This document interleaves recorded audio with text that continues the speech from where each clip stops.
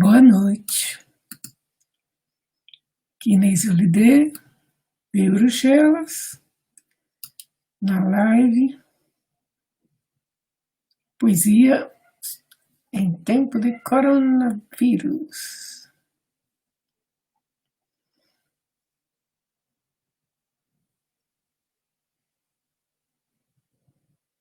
Hoje, hoje lá na Paulista arrasou, né? As torcidas aí que foram para lá fizeram fugir os fascistas. Que legal. É isso aí, gente, tem que enfrentar, meter máscara, faz aquelas máscaras de plástico que protege bem, para a rua botar esses fascistas para correr. Então, hoje... também os Estados Unidos, né, tá lá pegando fogo. Ai, ai. E a besta-feira do Bolsonaro hoje foi lá para a manifestação dos 300, que não era nem 30. E o Bolsonaro foi de cavalo, quer dizer, a besta do apocalipse foi de cavalo, né? Eu não falei que ele encarna as 4 bestas do apocalipse, ele sozinho, pois foi de cavalo, cagando pela rua, porque cavalo, quando anda assim pela rua, sai com medo, aí fica cagando. E ele ainda tá com aquela bolsa de merda, né? Aquilo ali não foi facada nenhuma, não, meu filho. Aquilo ali foi câncer mesmo. Cortaram o intestino dele, alguns metros. Bom, não devia nem rir de um negócio desse, mas enfim, aquela praga ali, qualquer coisa que você possa zombar, você zomba. Não, eu não tô rindo, tô zombando na realidade, zoando na cara desse cretino. Então, hoje o tema hoje é a fome como arma de guerra, né? Que existe regiões onde tem problemas, né, desertificação, essas coisas, inundação que estraga as lavouras e tudo isso. Mas a maioria das fomes que atinge os povos assim em massa é uma arma de guerra, né? E não é uma arma recente, ela vem sendo usada já há tempos. Inclusive a ONU já tem uma resolução da ONU, não sei se é bem uma resolução ou se é uma... que às vezes tem diferentes formas, né, mas para a ONU, ela considera que a fome é uma arma de guerra. Então, votaram uma resolução que reconhece o uso da fome como arma de guerra em todo o mundo. A fome está novamente progredindo, segundo Joris Bolomei, na Cidade do Vaticano. Fome como arma de guerra é a resolução 2417, aprovada por unanimidade pelas Nações Unidas. Unanimidade. Veja bem, no fundo, a hipocrisia, né? Porque se foi aprovada por unanimidade, quantos países usam essa coisa como arma de guerra? Quase todos, porque lá não tem guerra, você vai vender arma, vai apoiar, você está participando. Mas, enfim, já é uma vantagem, né, de terem essa resolução. Mas, bom, em geral eles só reconhecem nos países onde tem embargo americano. Aí eles dizem que os governantes estão matando o povo de fome, né, como na Venezuela e em outros campos. Então é 2 pesos, 2 medidas, né? Por exemplo, na Síria, eles dizem que na Síria, no Iêmen, no Sudão do Sul, né, tem. E todos esses conflitos está cheio de armas europeias, com apoio, né? No Iêmen, a Bélgica vendeu arma para o Iêmen, para o Iêmen não, para a Arábia Saudita, porque a Arábia Saudita é que está atacando o Iêmen. E muitos desses conflitos fazem as populações civis, né, mergulhar na insegurança alimentar. No Iêmen são 24 milhões de pessoas que estão desnutridas. E todo dia é ataques e bombardeamentos aéreos, né, que atingem indiscriminadamente a população civil, destrói hospital, destrói fontes de energia, apodrece as águas, né, envenena as águas. E Além da fome como arma de guerra, também tortura, violação, detenção arbitrária, desaparecimento forçado, recrutamento de crianças, né, que são as crianças soldados, menores de 15 anos, às vezes muito menores, menininhas que eles usam como esposas, né, digamos, entre aspas, quer dizer, abuso sexual, pedofilia. Essas menininhas são sequestradas e vão servir de mulher para esses desgraçados. E tudo isso apoiado pelos armamentos europeus, Israel, Estados Unidos, né? E todos os fabricantes de arma em geral. O Brasil também fabrica arma de guerra. Então, fome é crime contra a humanidade. E embargos e bloqueios também. Né? Hoje em dia tem até muito mais do que antes, né?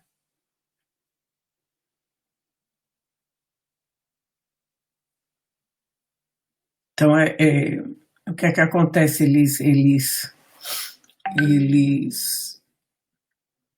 às vezes empurram as populações a determinados lugares onde não tem a alimentação, e aí, bom, as populações são impedidas de atender às necessidades primárias. Geralmente é em lugares onde tem petróleo, né, que tem essas fomes aí de populações inteiras, né? E a questão dos embargos também impede os países de terem relações internacionais, comerciais, né, particularmente em matéria de saúde, como é o caso agora da Venezuela e de Cuba. Plena pandemia, Estados Unidos continua proibindo esses países de importarem produtos. Inclusive agora o Irã furou o bloqueio, né, na Venezuela e 5 barcos iranianos foram com gasolina, porque inclusive o segundo maior produtor de petróleo é a Venezuela, está sem poder usar seus coisas, porque os Estados Unidos proíbem os países de comprarem a Venezuela, é isso que acontece.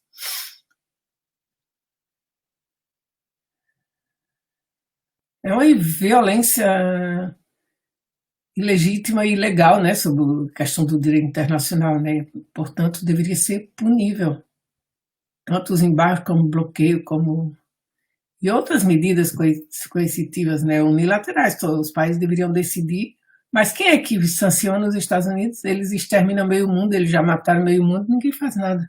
Não tem uma sanção, não tem nada contra os Estados Unidos. Eles podem cometer o crime que eles quiserem, porque são eles que enfiam dinheiro na ONU, na todo canto, é ele que bota mais dinheiro. Agora a China tá. Ele sai, a China vem e pá, toma.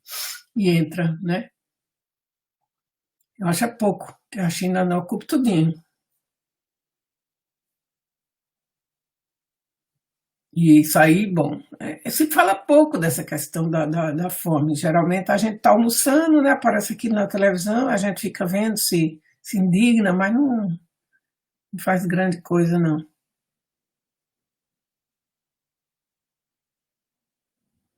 Devia se fazer um levantamento, né, de todos os estados que estão impondo eh, essa arma de guerra contra os povos, né? Tem os que fazem contra os seus próprios povos, os Estados Unidos contra os povos dos outros, né? No contexto da pandemia, manter países como Irã, Cuba, Venezuela e Gaza, né? Territórios de Gaza ocupados por Israel sob sanções econômicas é genocídio, é uma prática de genocídio, porque enfraquece o direito internacional e as instituições, ninguém faz nada. E é genocídio, porque isso é organizado. Eles não fazem isso espontaneamente, tudo isso é organizado. Eles sabem que vão, por exemplo, na Palestina, cada geração perdida, desde 49, né? Essas crianças, elas são perdidas, cada geração é perdida, né? E depois você admira se algum ou outro vira terrorista. Ato criminoso. E geralmente é uma violência de um Estado forte contra um Estado fraco, né? Que é o caso de Israel contra a Palestina, é esse caso aí. Né? Que na linguagem deles é uma punição contra a Palestina, mas peraí, a vítima é a Palestina, eles que estão ocupados. E ainda mais estão violando as leis internacionais, né? Eles estão violando. Nessa coisa, as missões das Nações Unidas são muito fracas, né? Tem dois pesos, duas medidas, como eu falei. O mundo inteiro está enfrentando essa pandemia, né? E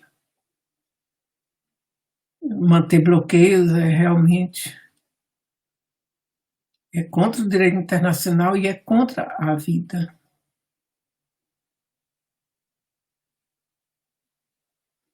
Dignidade humana violada, né? E as Nações Unidas deveriam trabalhar pela paz, pelo desenvolvimento. Eles dizem que fazem isso, mas quando você vê o que acontece, realmente não faz isso, né? Vai ser muito difícil um dia o mundo alcançar a paz.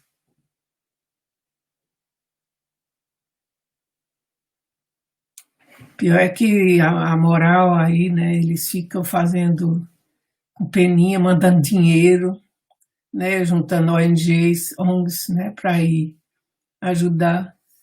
Mas é somente para tirar onda de bonzinho mesmo. A situação lá em Gaza não é somente dramática, não, ela é absolutamente inaceitável. 13 anos de embargo lá, de consequências de gravidade realmente excepcional, né? Mas a comunidade internacional é incapaz de pôr fim a este ato ilegal, né? A Cuba, até que quando tem votação, todo ano tem votação, né? E 197 países votam para tirar o embargo de Cuba, mas Estados Unidos bloqueia, pronto.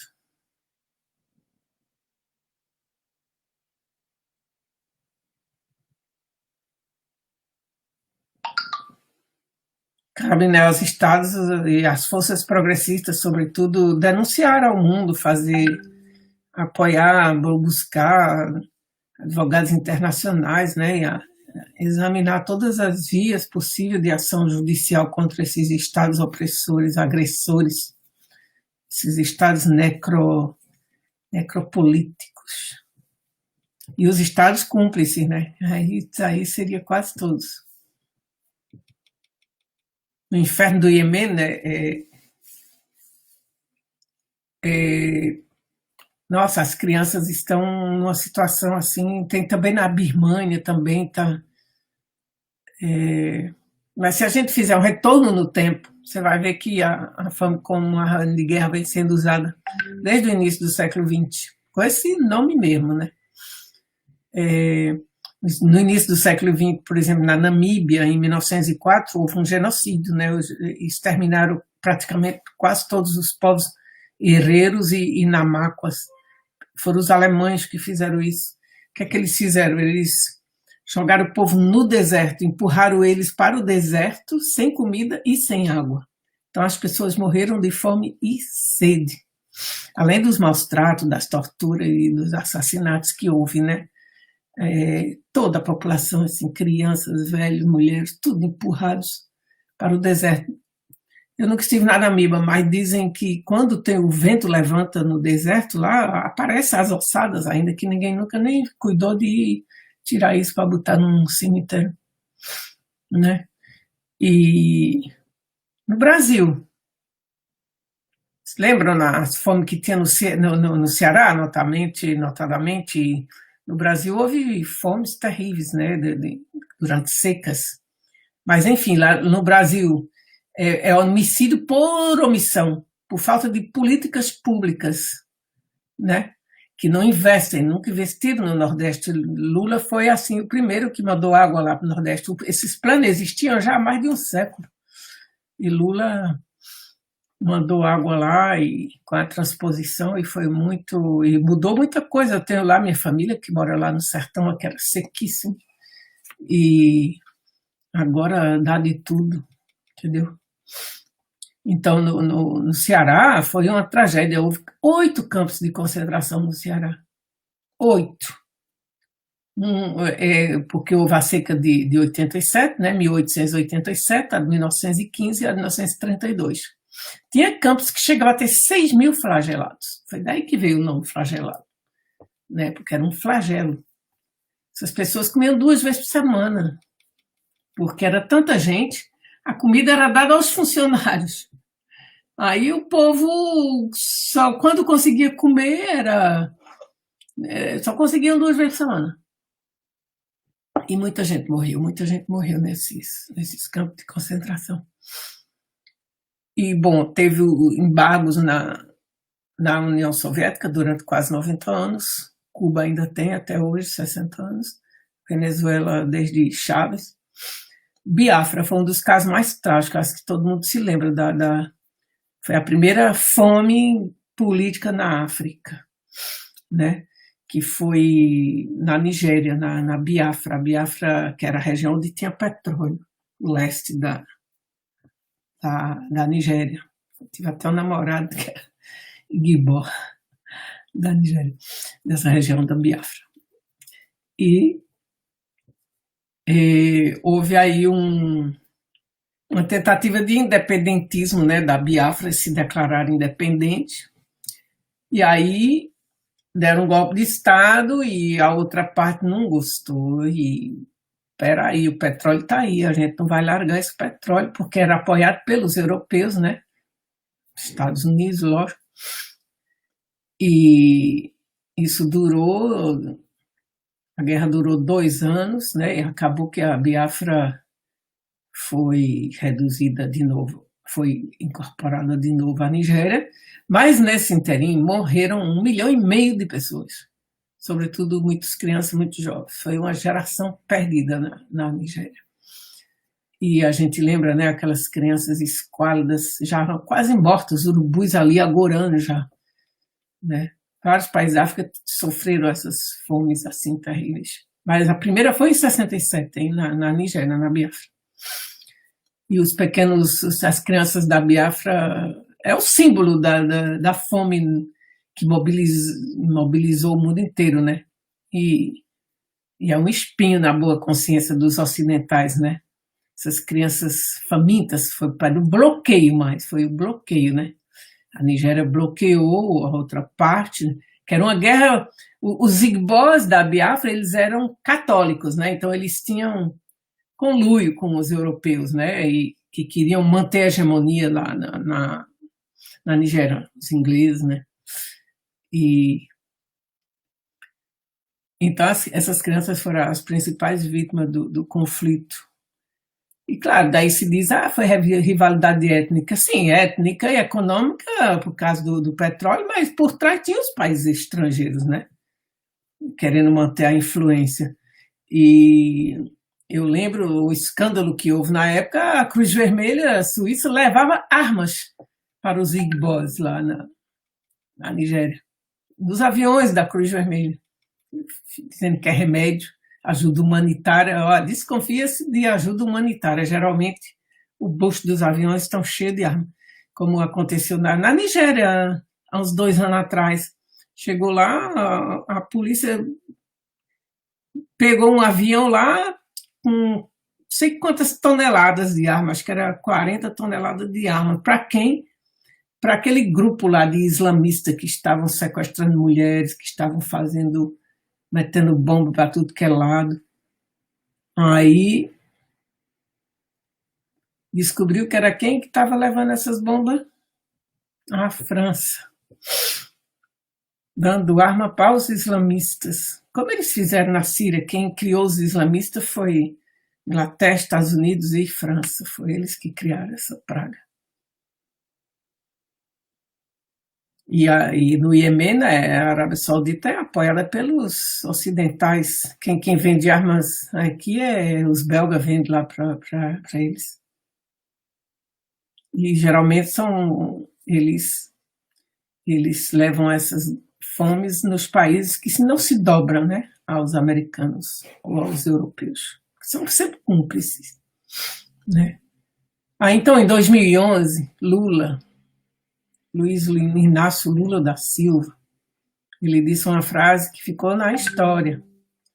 no dia que ele foi receber o Prêmio Mundial de Alimentação, né, da World Food Prize, pelo seu combate à fome no Brasil.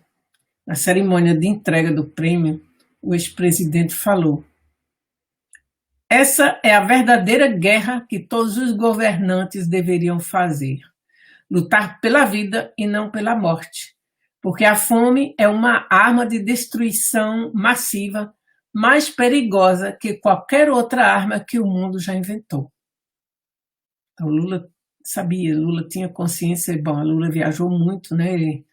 E ele foi em muitos países e ele sabe muito bem, é um homem estudioso, Lula, né? Ele gosta de ler e ele sabe muita coisa, então ele sabe que a fome é uma arma de guerra. Então eu fiz um poema, Morrer de Fome na Abundância, porque o problema do capitalismo é este, né?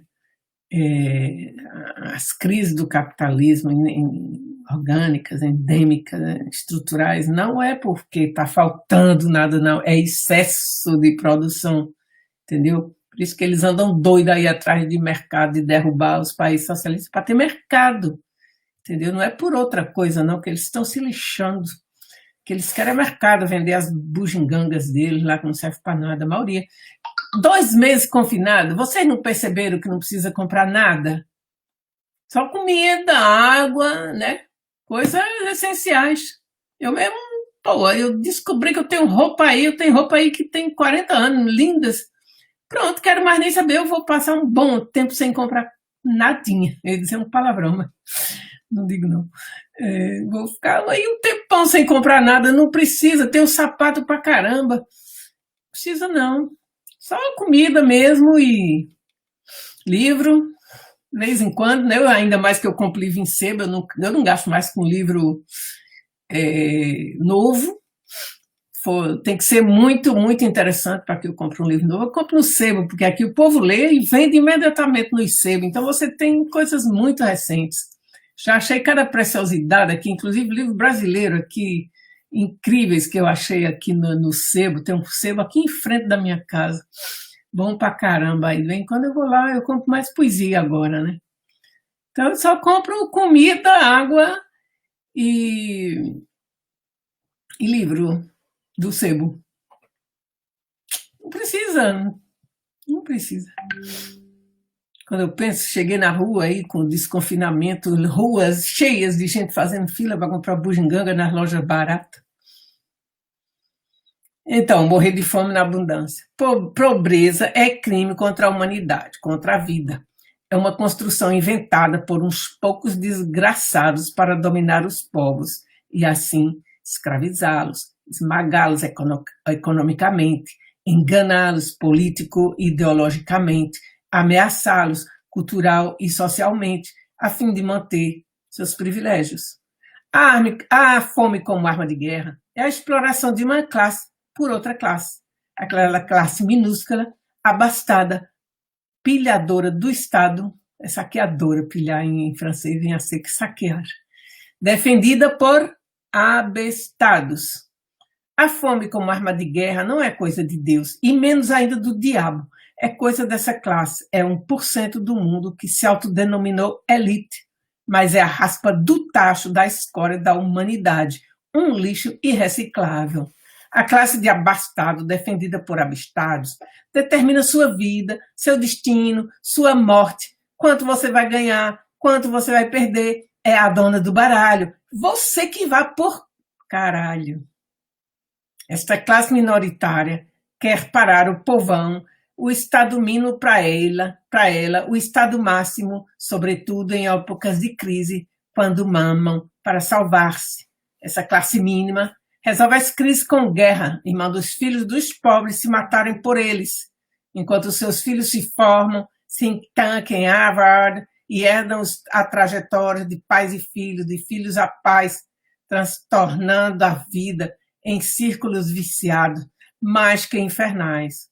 A guerra genera fome, a fome genera guerra. Basta ver o histórico das fomes coletivas que assolaram o mundo, da Biafra na África, a primeira fome provocada de matriz criminosa, 500 mil mortos no leste da Nigéria, onde não por acaso a gás e petróleo jorrando a flor de terra.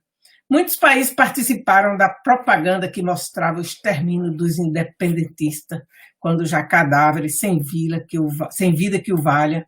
Para eles, nem as migalhas do líquido negro, vidas negras não contam. Até os países neutros participavam da guerra apelidada de civil, que foi, no fundo, ingerência em países cujas quintas colunas, que, como no Brasil, a única forma de diálogo sai da boca do fuzil.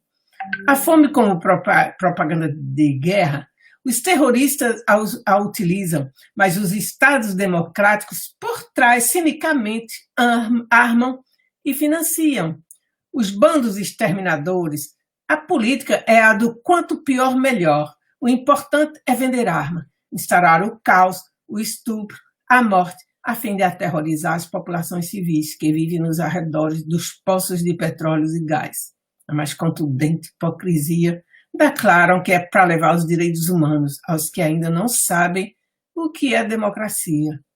Mesmo a caridosa Cruz Vermelha da Suíça transportou no ventre dos aviões da caridade, do toma lá da cá, armas aos montes, enquanto a televisão mostrava nas horas de almoço e jantar os seres descarnados, quase desencarnados, olhos esbugalhados a pronto de saltar das órbitas, mesmo com tão pouca carne em torno dos ossos, a ponto de expor as vísceras, mas tinham suficiente substância para alimentar os pequenos seres que, como os homens da carniça vive, as moscas, os mosquitos, os vermes vorazes, achavam sempre algo para com que se alimentar. A televisão nascente, já forte na propaganda, mostraram as horrendas imagens do genocídio, antes mesmo dele acontecer. Este foi o milagre francês, imagens em profusão, oriundas da Biafra, usadas também como armas, mas no caso, politiqueiras para convencer os franceses que a ajuda da França era insofismavelmente ditada pelo amor fervoroso, por ser amiga e não traiçoeira, humanitária e não aventureira. Disfarçavam com a propaganda uma invasão estrangeira, como civil ou tribal. Era a humanidade cruel, descendo pela ladeira.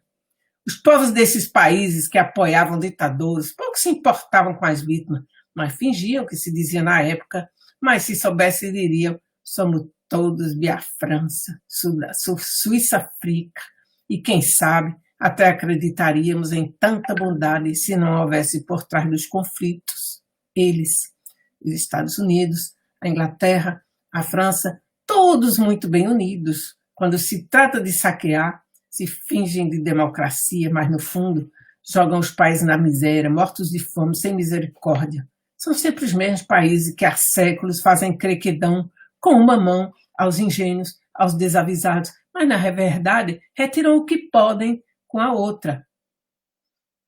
Mas hoje somos espertos e sabemos que a ajuda que mandavam estava mais para militar do que para humanitária. Ontem como hoje, o jornalista mainstream alimenta as falácias sem brilho, se vangloriam do regime que a fama mata a coça, como se bondade fosse. O neoliberalismo capitalista, fazendo crer que além dele não há outra coisa que exista para acabar de completar. O neoliberalismo capitalismo não é coisa para se gostar. Se não está a serviço da humanidade, há de servir para quê? O jeito é combater e, se puder, acabar. Arrumar algo melhor para colocar no lugar. Anarquia. Outro. São poemas que eu escrevi e nunca mais olhei, não trabalhei mais, não deixei para lá, né? E hoje eu estou buscando com essas lives, aí eu estou indo atrás dos meus poemas, só que são panfletos na realidade, né? Minhas zangas contra as coisas do mundo. Então, assim, eu não, como eu já falei, eu não me incomodo muito com rima. Se vem, vem. Se não vem, não vem. Eu gosto de lapidar com as palavras, né? E eu tenho o teclado afiado, como dizia um amigo meu. E eu tenho preguiça depois de fazer remendo. Eu gosto que fique do jeito que está mesmo. Se gostar, eu gosto. Se não gostar, não gosto. Não posso fazer nada. Ah, então, liberalismo. O liberalismo se acha, mas eu não acho. Não acho que seja coisa muito boa. Se fosse, não precisava fazer tanta propaganda, nem perseguir quem é contra. O liberalismo se acha vitorioso, não duvido, claro que é, mas é vitória de pirro. Para alguns, neste mundo globalizado, levam misérias, morte, fome, injustiça. Na sua impiedosa obra destrutiva, perde eu, perde você, perde eles, o céu, o ar, o mar, a terra, tudo destruído só para os imbecis acumular muita riqueza, que não levarão na morte, nem podem gozar sossegados. 1% de escroto que pilharam o nosso Estado e que se acha vitorioso, que vive com medo do povo, que vive em fortalezas, que andam de helicóptero ou carro com vidro fumê, com medo de andar na rua para não perder a cabeça. Que vida é essa? Ser rico para não viver? Oh. A maior obra do liberal, segundo eles, a redundância, é o mundo globalizado, como os cavaleiros do apocalipse distribuem ao doidado miséria, guerra, doenças, morte, desajuste, fome, desastres e injustiças. Fizeram do mundo uma latrina, fuderam com a natureza para encher os cofres de dinheiro, para transmitir como a sífilis para seus preguiçosos herdeiros. Que merda de vitória é essa?